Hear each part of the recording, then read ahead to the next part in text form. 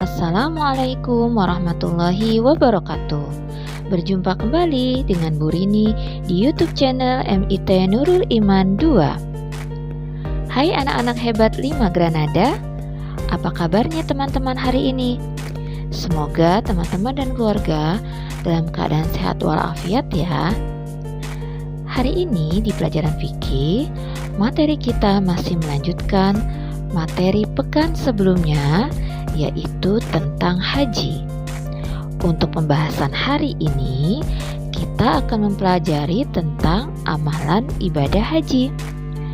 Sebelum mulai belajar, mari sama-sama kita buka dengan mengucap basmalah.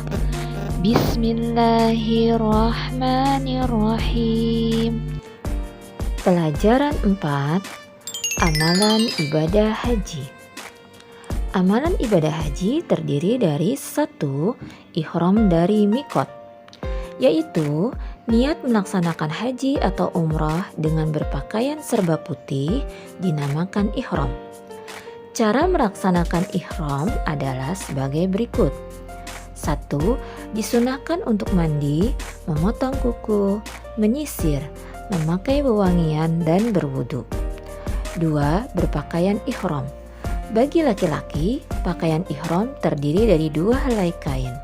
1 helai untuk diselempangkan di bagian atas dan 1 helai kain lagi untuk dililitkan di bagian bawah. Kedua helai tidak boleh dijahit.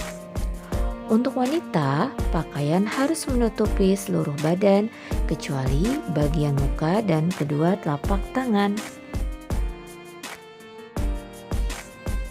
2. Mikot. Ihram harus dimulai dari mikotnya. Apa itu mikot? Mikot artinya batas waktu atau batas tempat. Batas tempat dinamakan mikot makani, batas waktu dinamakan mikot zamani.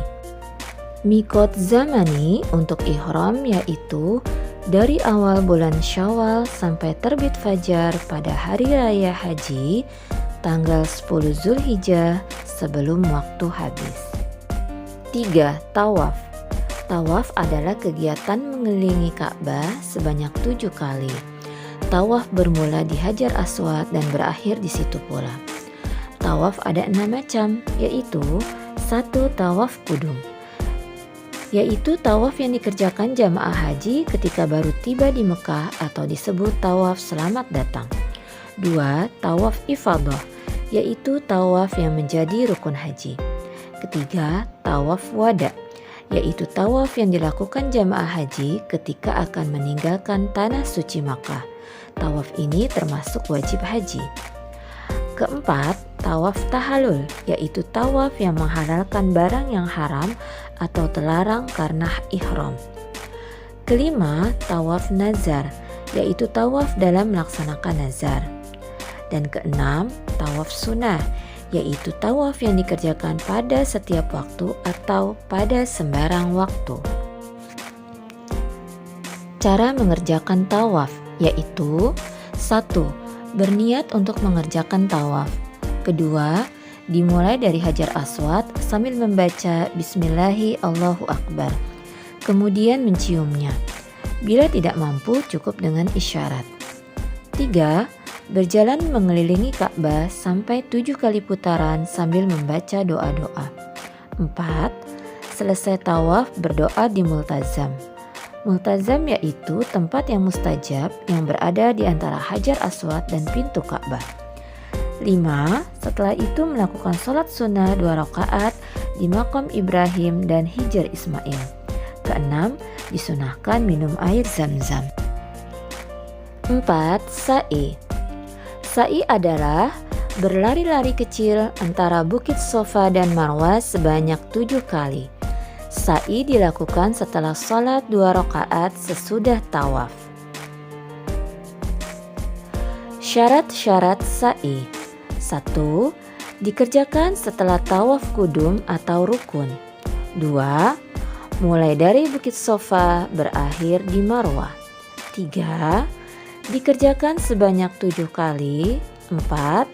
Dilakukan di Mas'a'ah atau tempat sa'i.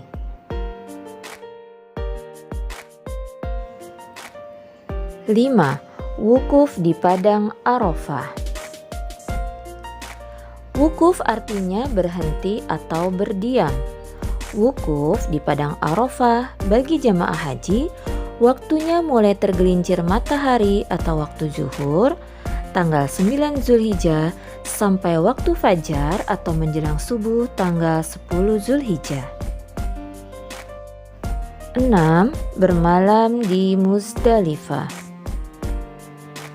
Bermalam di Muzdalifah termasuk wajib haji.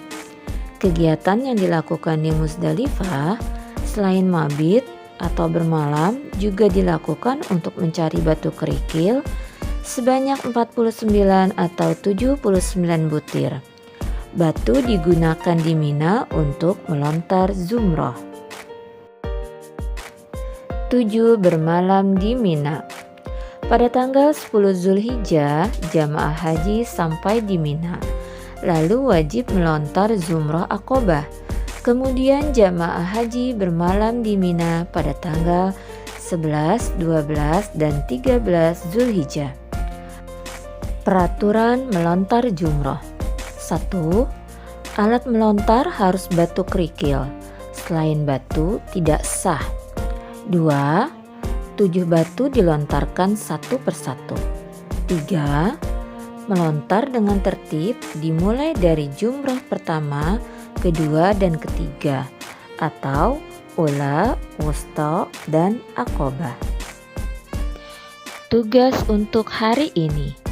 Tugasnya adalah mencari arti atau pengertian dari kata-kata berikut ini.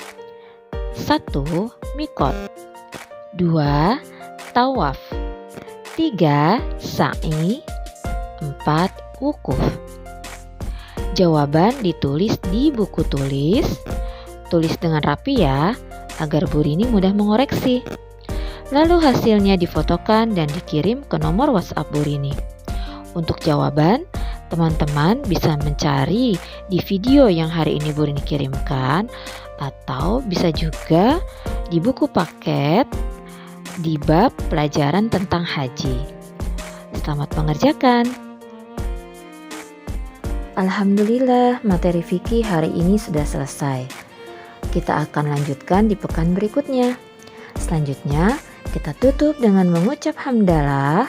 Alhamdulillahirabbil alamin. Wassalamualaikum warahmatullahi wabarakatuh. Selamat mengerjakan tugas.